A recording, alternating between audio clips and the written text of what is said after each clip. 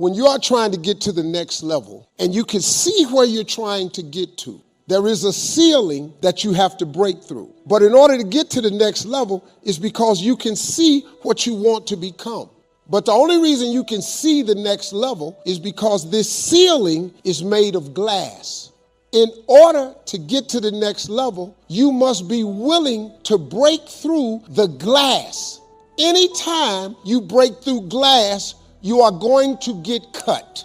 You are going to bleed. And in order to get to the next level, you are going to have to give up something that you care about. You cannot take everything with you. Everybody come with you can't go with you. So when you go through the glass ceiling, you have to be willing to get cut. The cut is going to put some bruises and blood. But that's the only way to get to the next level. I understood that. I knew that I could not remain the same and change. You got to grow. You can't hang out with everybody you've been hanging out with to go to the next level. You can't do everything you used to do. If you do that, you'll never grow. The thing that you want the most of, it's the very same thing that you're going to have to give the most of. I'll say it again. The things that you want the most of, that very same thing is the thing that you're going to have to give the most of.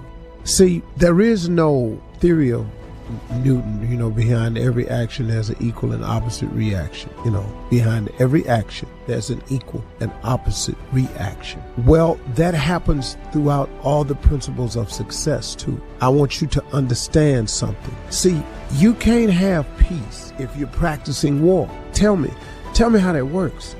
You can't have progress in your life if your business is holding someone else back. It cannot happen. But if you're climbing a ladder and you're stepping on each rung of the ladder, and that's producing progress for you, you're progressing up the ladder. That means every step you step on another rung going up, you are taking another step higher. If you one time stop putting your foot in front of the other to step on the next rung, and you look over and you take some time out to push someone off their ladder, or you lift your foot to kick them off one of their rungs of the ladder, guess what you have done? You have immediately stopped your progress. You can't progress and be in the business of holding anyone back, anybody, because to kick somebody off the ladder, you got to take your foot off of yours, and you got to be careful when you do that. Because he ain't the only one who can slip and fall. If there is joy you are looking for in your life, you cannot be in the business of passing out pain. You cannot, man. Look, oh God, I want to have a wonderful life with this person over here, but you steady creating pain in somebody else's life over there. You ain't finna have no joy. Something I really wanted to say to you, because I want to give it to you the way I got it. It kind of just really, really hit me within the last 6 months. I kid you not. Just kind of really hit me of late, I guess I'm saying. It's something that I learned, man. I got it a couple of ways. I was watching this movie. I was reading this book. I kind of got it a couple of ways, but it came to me, it just dawned on me how correct it was, and how oftentimes I've shot myself in the foot. How many times I had blocked so many blessings that could have come my way had I just been a little bit more of this.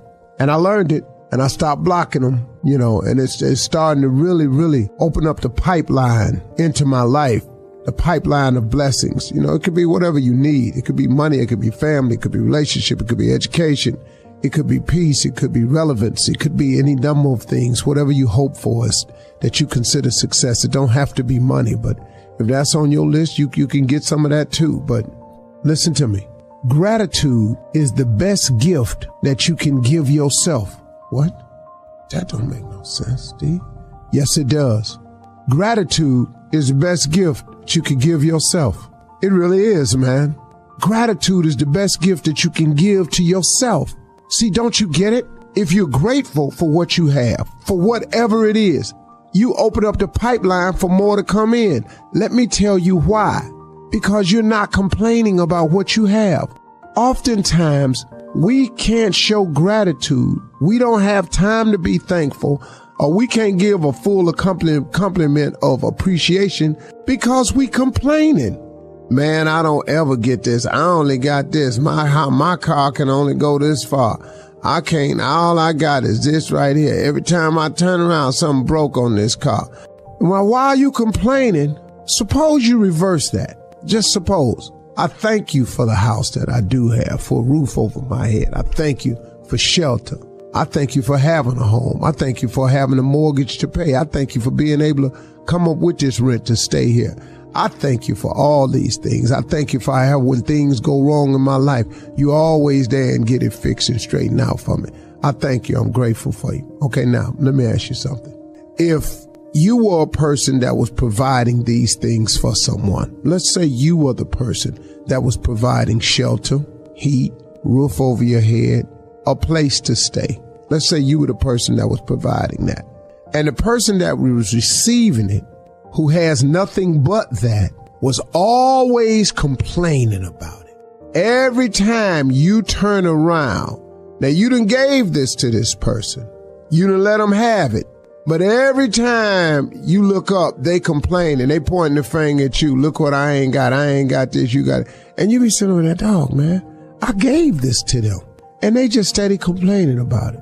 Now, let's say you gave the exact same thing to someone else. The exact same thing. Shelter, roof over your head, house in the same condition. Look just like the house you gave this person that was complaining. But every time you turn around, it was telling somebody, you know what, I sure appreciate this. I sure appreciate this place to stay, man. My family, man, we don't know where we'd be without it. I sure am grateful, man. It was raining the other day and then the drop get on us, man. We was in this house, man, and oh man. You know, some things go wrong with it, but man, I sure glad I got this right here because it always make a win somehow. Somehow it always works out. Now, if you were the person that was providing these things, and this one person that had this house that ain't as sharp or as good as the other houses was complaining all the time about it. But the other person over here was grateful for it. When it came time to fix up the house, improve the house, add more on to the house, or maybe you had another house to give away, who would you give the house to? I think logically you would give it to the person who has shown the most appreciation for it. I bet you, man, if I done gave somebody to something and all they do is complain about it, I can assure you that if they come back to me for some more, I'm going to be real slow to grant that wish. Cause man, the last time I gave you a place to stay, I know it wasn't the best house on the block, but you didn't have nothing when you came to me. And I gave that to you. That the more gratitude you show, the more grateful you are, the more blessings can come your way. It only makes sense. So that's why I'm telling you, gratitude is the best gift that you can give yourself. You know, in my book, Act Like a Lady, Think Like a Man, I told people that men love three ways. They profess, they provide, they protect. And that's the core essence of a man's love. Well, there's some other P's in life too. The number one thing you have to understand about trying to be successful, and I guess I call this the 4 P's. I may come up with 5 along the way. I don't know. I'm just talking as it's given to me. So I'm going to start by saying that these are the 4 P's of success that you have to get ready for. Number 1 is pressure, pure pressure. Being successful is just pressure. A lot of it is applied by the circumstance of what you're trying to go for and what you're trying to do. But a lot of it also is self-imposed pressure. It's what you put on yourself to make it. It's a sense of urgency. It's a sense of necessity. But pressure is the first thing I want you to be ready for. And pressure comes in a lot of different forms, but it's going to be pressure. There's an old saying that pressure busts a pipe. See, that's why most people turn around. Because of the pressure of trying to be successful. I want you to get it in your mind that it is going to be a pressurized situation on your rise to the top. Pressurized. It's going to be pressure. It's going to be difficult to do. It's going to be moments when it seems like it's real heavy. It's going to be moments, man, when it feels like you're going to burst. Us all comes from pressure. Pressure busts a pipe. Pressure. But understand that is what it is not going to change. That's it. Prepare yourself. Get ready for there to be pressure. The second thing I want you to understand is when you receive this pressure, you have to persist. You got to stay at it. You got to develop a doggedness. There's a song out that says, why must I feel like that? Why must I chase the cat? Nothing but the dog in me. That's a funny line in that song. because really I was thinking about it one day. I was humming it, and it occurred to me, said, why must I feel like that? Why must I chase the cat? Nothing but the dog in me. And, you know, now you could take it in the literal sense that cat chases the dog because it's in his spirit that cats and dogs are a lot of times enemies. Now, people have pets and have proven that if you show love on both sides, they can exist, and that happens too. But naturally, innately, when your cat goes by a dog and your dog don't recognize them, there's some barking going on. I'm talking about just walking through the neighborhood or something. So, but the reason that this dog is so persistent towards this cat is just cause it's in him. It's innately in him. And what I'm saying to you, just using that as an analogy, is that you got to be persistent in that you got to develop some dog in you now, because pressure takes some fighting back. See, if you don't fight back against pressure, pressure busts a pipe. So what you think it'll do to you? Pressure crack walls. Pressure cause explosion. So if you don't fight back to hold it in, you understand, pressure does most people in. The simple thing called pressure. The weight of what it feels like to want to be successful every single day, over and over and over and over and over. It's just too much pressure.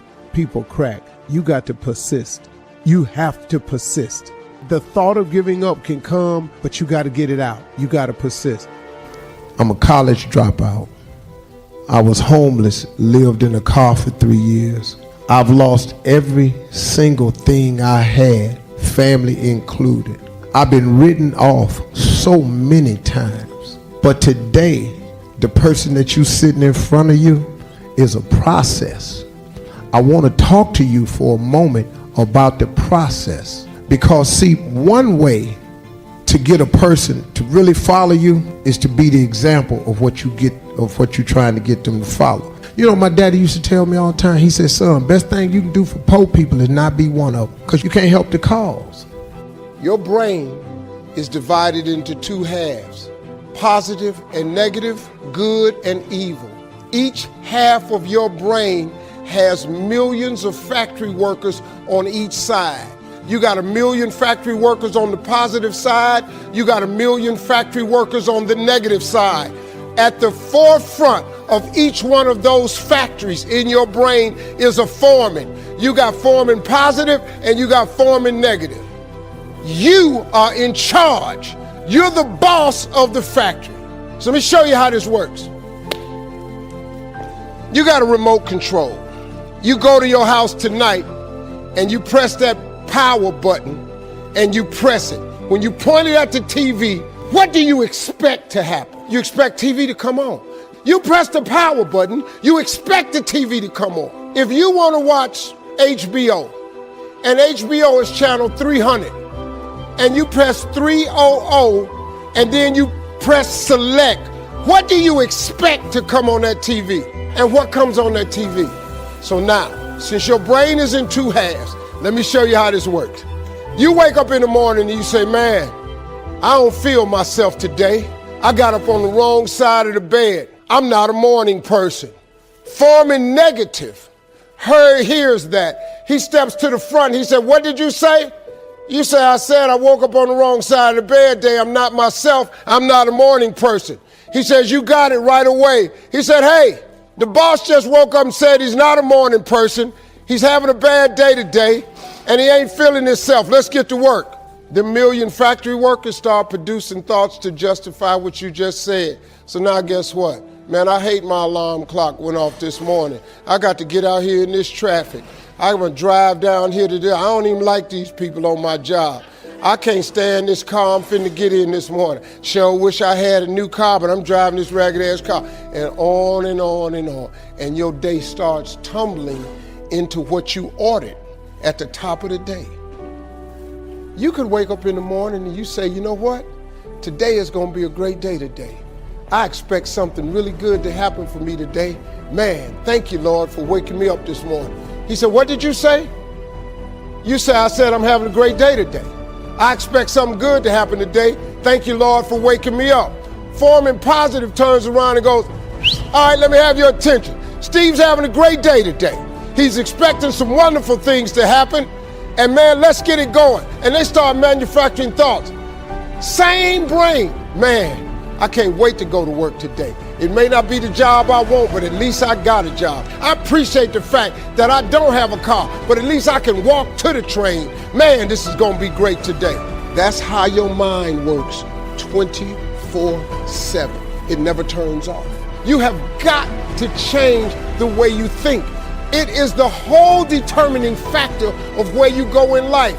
We are all where we are today because we thought ourselves to this position. If you don't like the position, think yourself out of it. Change your attitude, you change your altitude. I'm going to tell you something that every successful person has to do, including you. Believe it or not, every successful person in this world has jumped. I'm going to tell you what I mean by that. You are going to have to jump. You cannot just exist in this life. You have got to try to live. If you are waking up thinking that there's got to be more to your life than it is, man, believe that it is. Believe in your heart of hearts that it is. But to get to that life, you're going to have to jump. You see people in life, when you're standing on the cliff of life and you see people soaring by, when you see people soaring, going to exotic places, you hear about them doing wonderful things. Maybe you look up the street and your neighbor just gets a car every year, every 2 years. You know, how is he doing that? Have you ever thought, maybe this person right here has identified their gift and is living in their gift? Because your Bible says, your Bible says your gift will make room for you. Your gift, not your education. You go get an education, that's nice. But if you don't use your gift, that education only gonna take you so far, man. I know a lot of people got degrees, man. They ain't even using them. It's your gift. But the only way for you to soar is you got to jump. You got to take that gift that's packed away on your back. You got to jump off that cliff and pull that cord. That gift opens up and provides the soar. If you don't ever use it, you're gonna just go to work.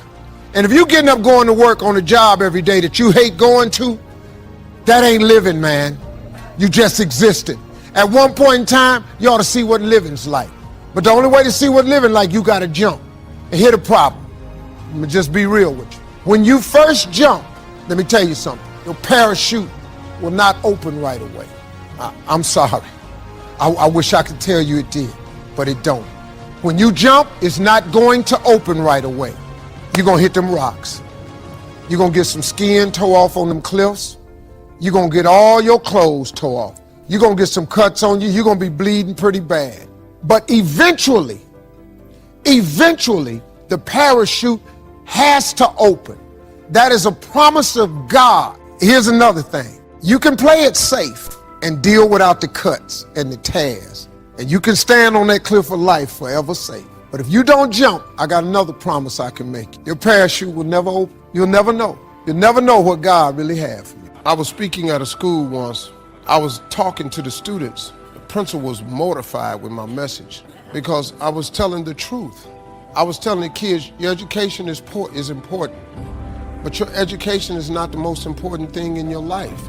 I'm sorry, it's not.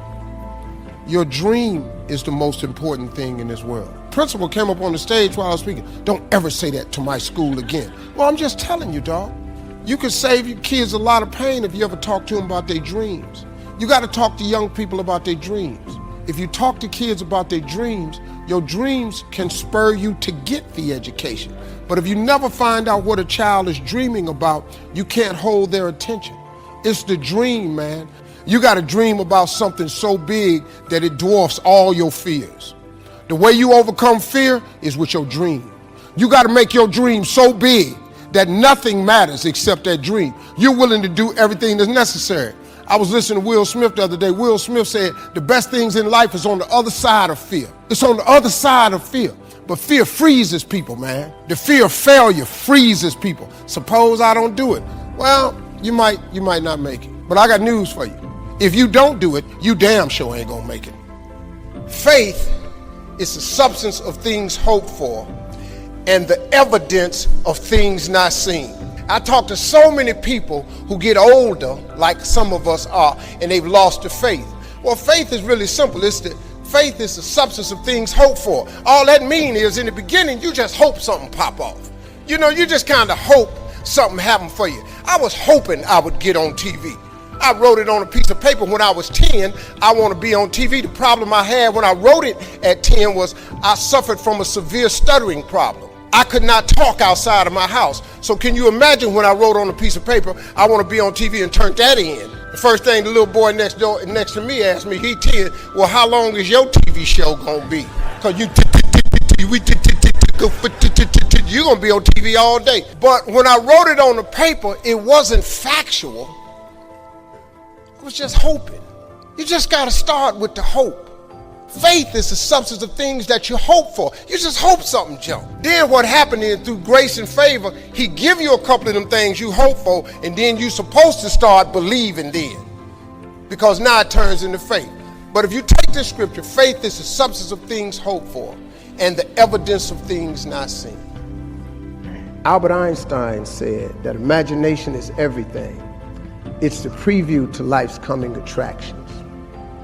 That's what your imagination is. Your imagination is actually very, very real. Everything you imagine could be a preview to life's coming attraction. Everything we have today came from somebody's imagination. Somebody was talking on the phone with that cord on the wall and got sick of it and said, you know what, man, if I could just go outside and talk on the phone, we got cell phones. Somebody got tired of driving across the country and said, man, if I could fly over there, boom, we got airplanes. Imagination is everything. It's a preview to life's coming attractions.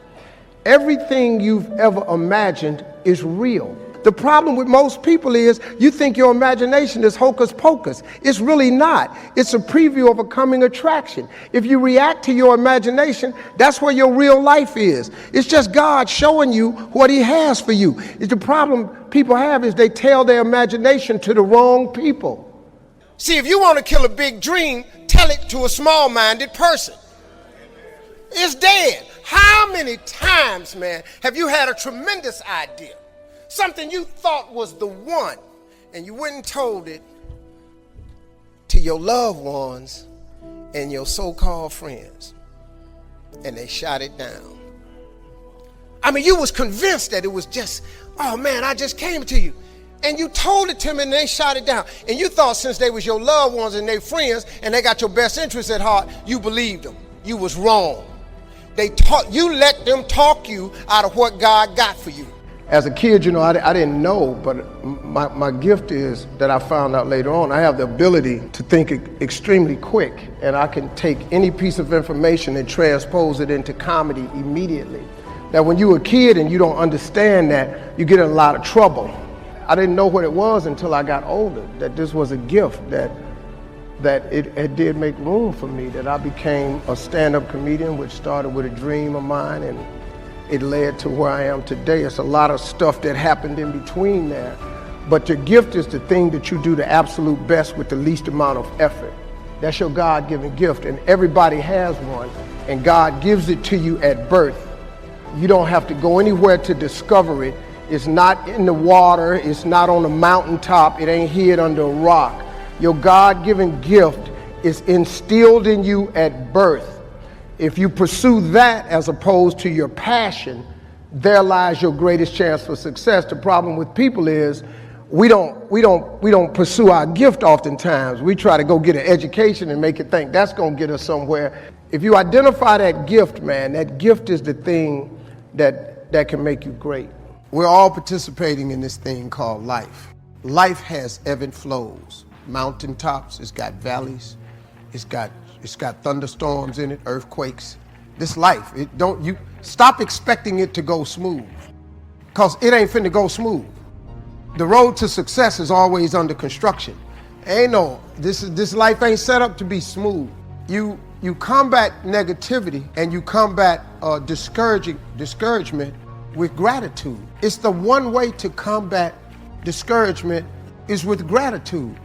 What messes you up is you focus on the thing that's not happening, and that causes you to get discouraged. So whenever you get discouraged, you have to change your focus from what's not happening to what has happened, and it straightens you out immediately. Because what causes the downslide is if you get wrapped up into what ain't happening, it get ugly, man, and it just snowballs. But you have to focus on gratitude. People don't understand how serious gratitude is. You know, it's a serious principle of success. It's hard to be miserable and grateful at the same time. You have to take chances in life. If you don't take chances in life, you'll never have the life God has for you. Life is about risk. If you play it safe in life, you ain't gonna have much of a life. If you play it safe, you won't have much of a life. Life is risk. It take courage to pursue your dream. I just did it. It cost me everything, but eventually, God is very good, man, when he sees you take a leap of faith. He supplies you everything you need. Now, it's gonna cost you something, but most people are not willing to pay what it costs to go after your dream, because you're gonna have to hurt a little bit. And most people don't like being uncomfortable. If you don't want to be uncomfortable, please do not pursue success, because success is a very uncomfortable feeling. And I learned to be comfortable being uncomfortable. See, if you think you're too old to make it, let me give you a prime example. Colonel Sanders. Colonel Sanders has been frying chicken his whole life. He was telling everybody he had the best chicken in the world. Ain't nobody believing. They turned him down everywhere. Colonel Sanders didn't get a franchise till he was in his 60s. Kentucky Fried Chicken sell more chicken than anybody in the world today. So if you're sitting there thinking because you got a little gray on you, you too late, as long as God waking you up in the morning, that's the sign that he ain't through with you. So what you tripping for? Last year I spoke at the SALT convention. The SALT convention is where billionaires from around the world gather. They gather in Vegas once a year to talk about how they're going to change the world. There's a couple hundred billionaires in this world. They all come to Las Vegas once a year to SALT convention. I was asked last year to be the keynote speaker. And I'm tripping because I'm not a billionaire. And I asked a guy who asked me to do it, I said, I'm not a billionaire, you do understand that. We said, Mr. Harvey, we know everything about you. We know your net worth and everything. I said, well, what can you all learn from me? He said, everything. He said, the reason we want to hear your story is because the majority of us that are billionaires, we inherited some money and we grew it. A couple of us inherited $1 billion, some of us inherited 300 million and we turn it into $1 billion. You come from nothing. What we want to know is how you got to where you are after coming from nothing. How did you live in a car for 3 years and wind up on more TV shows than anybody? How did you survive flunking out of school? How did you survive all of that? We want to know that, because in case something happens to us, we don't really have the information that you have, or how to come from the back to the front, or how to come from the bottom to the top. So I get asked oftentimes to speak. And so when I was telling them how I made it, I was telling them about the fortitude that I developed. And then I told them about the faith that I had. And that was really startling to them. Now, a lot of them are people of faith, but a lot of people who were born with a lot of money ain't really had to have a lot of faith. You understand? You have an idea of what it feels like. You've seen some kids get put in foster care. You've seen child protective services come to somebody's house. You've seen kids come to school with less. You might have been one of the kids that went to school with less. You have struggled to give your kids a better life than the one you had. They don't hear this. But I'm gonna tell you something right now. You can be successful without an education. You can be successful without coming from a rich family. You can be successful. I don't care what color you are, what faith you belong to, your sexual preference. I don't care what's wrong with you. You can be successful. Everybody in your life will have a turn back moment.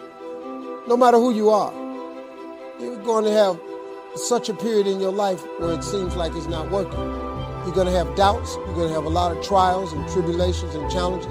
And everybody has what's called a turn back moment. You always have a moment in your life where the direction you're going, you will have to make a decision to keep going or you turn back. The sad thing is, the average person turns back. But think about this. If you're going somewhere and you turn back, you can never get there. If you wake up every day and go get in your car and say, I'm going to the store, and halfway to the store, you turn around, and then the next day, you go to the store and you turn around, you do realize that you'll never get to the store. So whatever you needed from the store now is even a greater need because you turn back.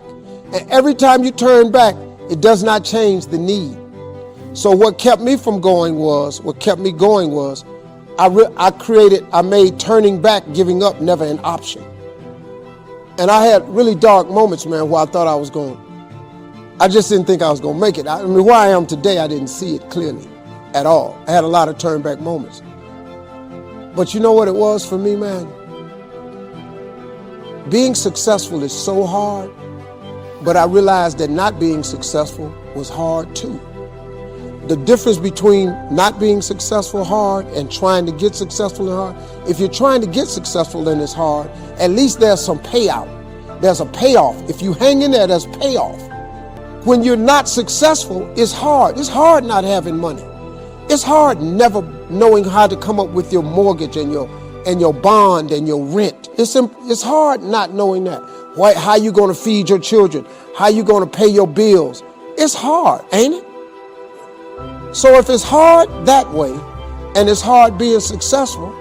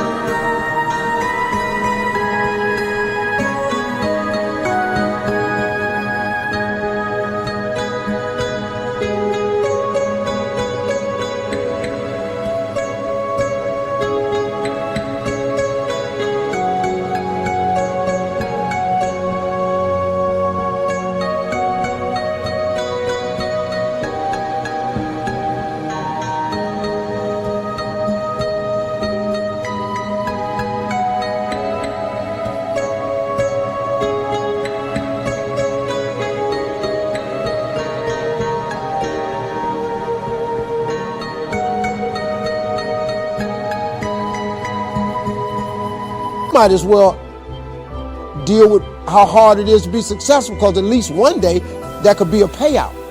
If you just stay in the hard part of life of not being successful, ain't no payoff. I have failed far more times than I've succeeded. You will never succeed more than you fail. That's not how it works. You know why? Because failure is a wonderful teacher. It's the only way to learn. You have to fail. Failure is a part of the process to becoming successful. I tell people this all the time. Michael Jordan, the greatest basketball player in the world, he took 946 game-winning shots. 946 times since he was in high school, the ball has been in his hand to take the game-winning shot with no time on the clock. He has only made 146 of those. He has missed over 700 times, but he has made 146. You know what they write about? When he make it. They write about when you make it. So guess what? When you get through failing, all you got to do is make one. I've had in my career probably a total of, I've been to over 200 pitch meetings to pitch ideas in Hollywood. Out of those 200, they have picked 5 of them. 200 meetings, 200 show ideas, they've picked 5 of them. But you know what them 5 was? Hits. In 33 years, 5 ideas got picked. All I need is 5 hits. Y'all don't even know I was in them other meetings. They don't write about it. They just write about my hits. You just need a hit, man. So when you fail, it's a part of the process. Keep going. You're supposed to fail. Shit, who you know that gets it right all the time? That's impossible. You have to fail. Matter of fact, when you fail, be glad about it. Every time you fail, you one step closer. So every time you fail, say, whew, got that out the way. Go to the next one. Fail again, okay, I got 2 out the way. What's gonna happen is if you just keep swinging, you're gonna get a hit. Through all the things I've gone through in my life, I had a lot of downs. How did I keep the faith? There was a couple of reasons.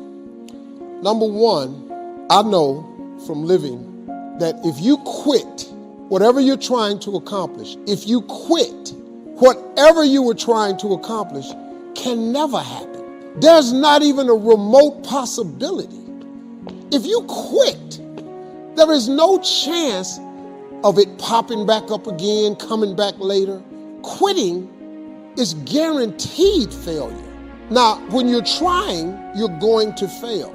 But quitting, just stopping, that was the number one thing I understood. And then number two, you have to make sure that your dreams, your aspirations and goals are so big that not accomplishing them is not an option. You have to want something so big that it wakes you up in the middle of the night. You have to want something so big that you think about it all the time.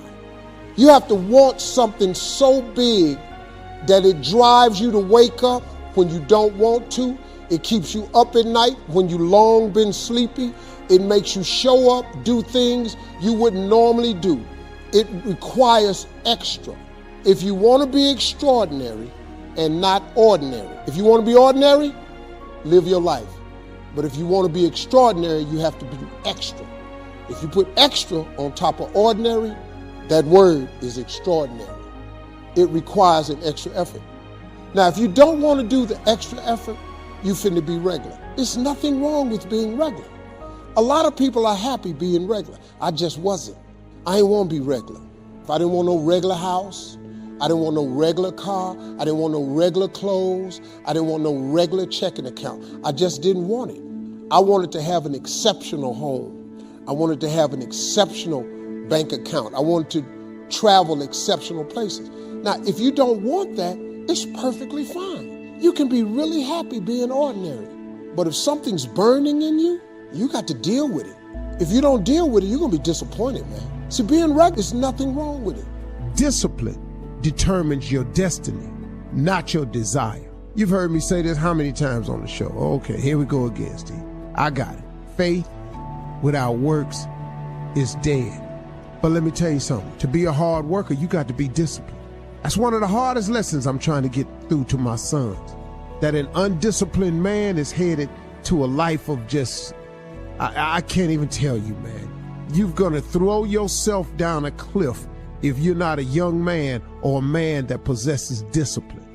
Because they got something for undisciplined people. They got some street laws for undisciplined people, and they got some federal laws and state laws for undisciplined people. So that's why them signs is outside on the freeway.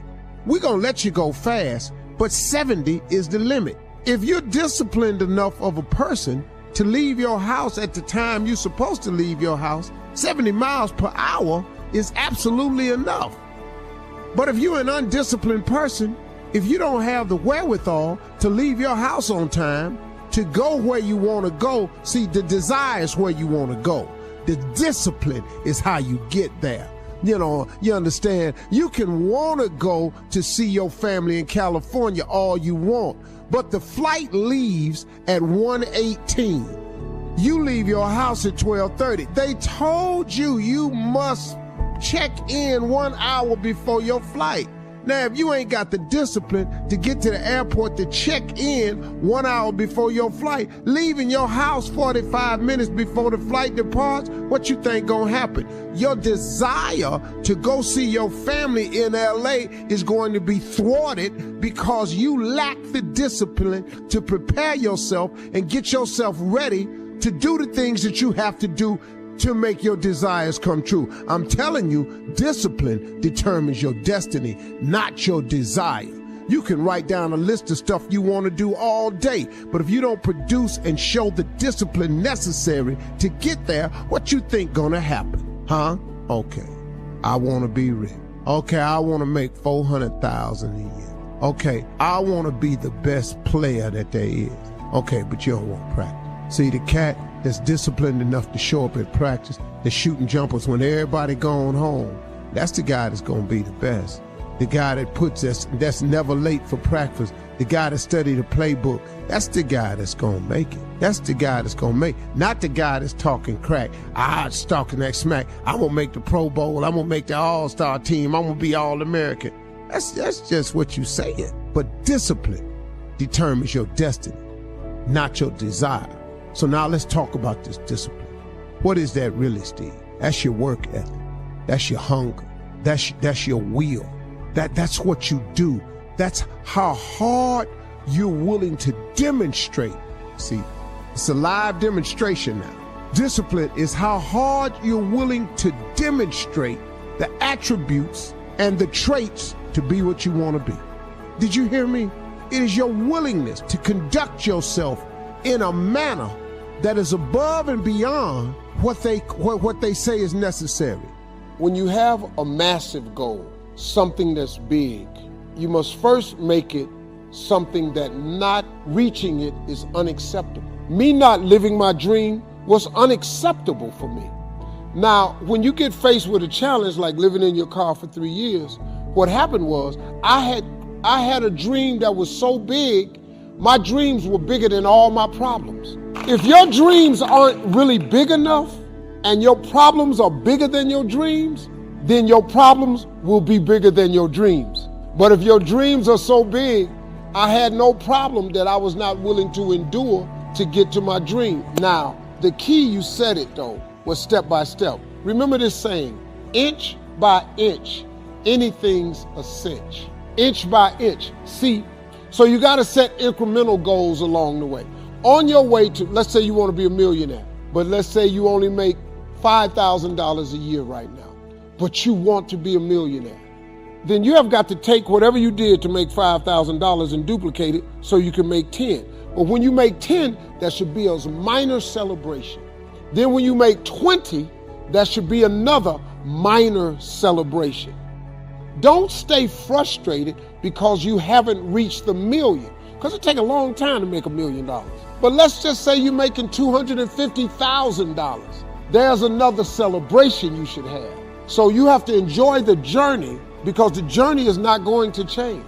If you wait until you reach your goal to celebrate, it's mentally debilitating. So you have to have monumental steps along the way and just make inch by inch anything's a cinch. Set very doable goals as you're trying to reach the impossible thing. Stress is necessary. So you got to be willing to go get it every day. There's a story my father told me all the time. Now, I've heard it several different ways, but I'm just telling you the way my daddy gave it to me. He said, son, he said, every morning on the plains of the eastern Serengeti Desert, there arises a gazelle that realizes that he must run faster than the fastest lion, or he will be eaten and he will die that day. On that same desert arises in the morning a lion.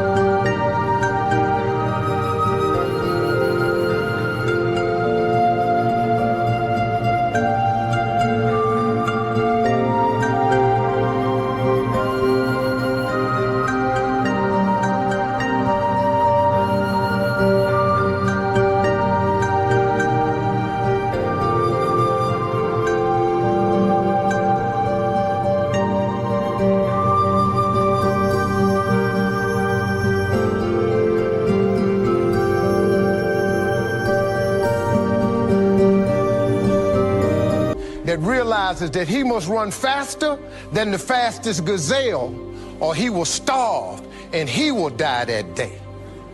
He say, son, the moral of the story is, no matter who you is, when you wake up in the morning, you needs to be running. What he taught me was a work ethic of how to work. In order to get to where you want to go, you got to put yourself under some stress, though. See, stress is necessary. See, I'm a seed. I really am. But a seed has to be planted. A seed got to have dirt put on top of it. If you take a seed and throw it on the concrete and walk off, the sun just burn it up. But guess what? Logically, in my mind, it doesn't make sense that to grow something, you should dig a hole, put it down in there, and cover it with dirt. Logically, that don't make no sense to me. But oh, though. See, dirt is necessary for growth and development. If you want to kill a big dream, tell it to a small-minded person.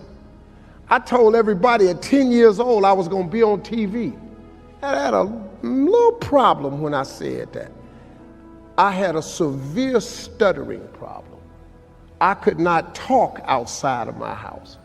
I went to school, church, anywhere. I locked up. I couldn't go to the store. I just stuttered profusely, man. It was a horrible experience for me. So when I wrote on that paper, the assignment was write on a piece of paper what you want to be when you grow up. I'm 10. I wrote, I want to be on TV.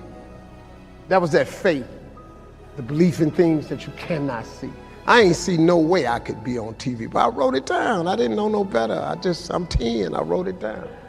Teacher called me to the front of the class. I thought I'm going to get me a gold star because she had everybody stand and read their paper and their name. She called me to the front. I'm thinking, I'm going up here to get a gold star. I ain't never had one before. This must be, my answer must have been really good. I can't tell you how wrong I was. That lady didn't call me up there to give me no gold star. She called me up there to humiliate me. And when I got up there, that lady lit into me. She said, why would you write something like this on your paper? First of all, why you called me up here? You know I can't talk. You already know I can't talk. And she just said, why would you write something like this on your paper? And I'm standing there. I'm trying to get it out. She said, who in this school ever been on TV? Who in your family ever been on TV? Who in this neighborhood ever been on TV? She said, look at you standing there. You can't even talk. How they gonna put somebody like you on TV? So every Christmas, I send her a flat screen TV. I want her to see what God had done for me. I wanted her to see that no matter what she said about it. Attitude determines your altitude. If you're a positive person, positive things happen to you. If you're a negative person, negative things are going to continue to happen for you. If you can put that in your scope this year, just change your attitude. Wake up and smile. How about just wake up and be grateful? Life is really 10% what happens to you and 90% what you do about it. Look, everybody in this room, everybody watching, everybody got something they got to deal with. Get to dealing with it. Stop complaining about it. Complaining about it only makes it stay present. Don't give up when reaching your dream is difficult. Listen, if success were easy, you've heard it a million times. Everybody would be successful.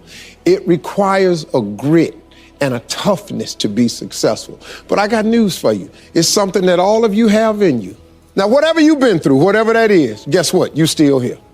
Whatever you think riches is, that's your definition. There's a survey that says riches and success is being happy. Well, all you have to do then is determine what is it that makes you happy and start down that path. Now, to find true success, I believe that you've got to do some work because it's not free. Everybody would love to wake up and just be happy and bubbly, but it requires some work. So I want to share with you something from my book, chapter 11. There is no self-made man. Now, most of us want to believe that we're independent, that if we set our minds to do something, simply it can get done. Well, I got news for you. Unless you look to others, you can work twice as hard to get half as much. Sometimes you need a partner in a deal in order to aid you along the way. There is nothing wrong with asking for what you want. You know, for a long time, I used to think that the path to success was going at it alone, because I was always busy priding myself on not asking for help. I was homeless. I didn't want to ask for help. I lived in a car. I didn't want to ask for help. And I almost missed out. I didn't realize how many people were willing to have discussions with me about success. You know, most people that are successful, if you ask them for help, they'll give it to you. I'm talking about advice, principles, solutions, not money. Don't walk up to a wealthy person and just ask for money. You know how many times they done got that? But if you're interested in learning how to fish, a lot of people that teach you how to fish as opposed to giving you a fish sandwich. Because they know if they give you the fish sandwich, you're going to eat it, you're going to have to come back. A lot of people have helped me along the way. Magic Johnson, Oprah Winfrey, the president. I've had some conversations with some people who have it together, and they've taught me many things about succeeding. Now, you might think that requesting help is a huge ask, but it's not. People don't mind sharing knowledge. What is knowledge unless it's shared? If you have knowledge, but you never share it, how we know you got it? And just remember, there is no shame in wanting something. This whole world is based on wanting something. Don't sit up and listen to some group, wanting something is a sin. No, it's not. You gotta want something. The scripture says a man without a dream or vision shall perish. So the day you quit wanting something, you might as well push your chips up to the window. It's a wrap. So lose the shame and you'll have access to more power. And so here's the key that I want to tell you about. Success is all about building relationships. It's not what you know, it's who you know. Some people might not step up when you ask them for help. They might not. But guess what? The worst thing can happen to you. If somebody refuses you, you didn't have it anyway. Well, what are you worrying about that for? Well, they might say no, or they might turn me down. Ask people. You never know. Suppose they say yes. That could be the turning factor. But, there are some principles that will increase your chances of getting a success. Know your worth. Don't let nobody else determine it. And don't assume anything. People aren't mind readers. They don't know what you think. And don't assume they know unless you ask with specifics. And then recognize that no is not a rejection. Every time you hear no, it moves you one step closer to a yes. Everybody can't say no. Now, unless you got a harebrained idea. And just remember that success is about building a world that looks the way you want it to, nobody else. Never be afraid to reinvent yourself. My career, my entire career is a study in reinvention. I started out as a comedian, that was it. I never planned on hosting a radio show, hosting a game show, or hosting a daytime talk show. I never did. Writing books, none of it. Making movies, none of it. Reinvention happens when you diversify your gift. There lies your greatest secret for success. You've got to discover your gift, and when you discover it, you got to soak it. You got to wring it out, man. You got to diversify it. Most of us only have one talent. But do you know that that's all you need? Mine happens to be to take information and immediately transfer it into other kinds of platforms. Now, when I was younger, I actually thought that I could only do that with comedy. But as I've gotten older, I discovered through diversification that it was a little bit more than that. That I could also take information, immediately transfer it into inspiration. I could turn it into motivation. I can offer it as guidance. So now, sitting on a talk show, I actually have something to talk about. All the failed marriages. I got something to talk about. The being homeless. I got something to talk about. Being dead broke. I got something to talk about. Having bad credit. Tax problems. I got something to talk about. Whatever hole you've been in, I done just about drug myself through it. But I came out of all of it because I was not afraid to diversify my gift. One of the other tricks for reinventing yourself is not letting your background become a limitation. If you take that background that you're from and never let it define you, but allow it to redefine you, all that stuff works for the good. Do you understand that you needed everything that's happened to you to happen to you in the exact order that it's happened in order for you to be the person that you are today?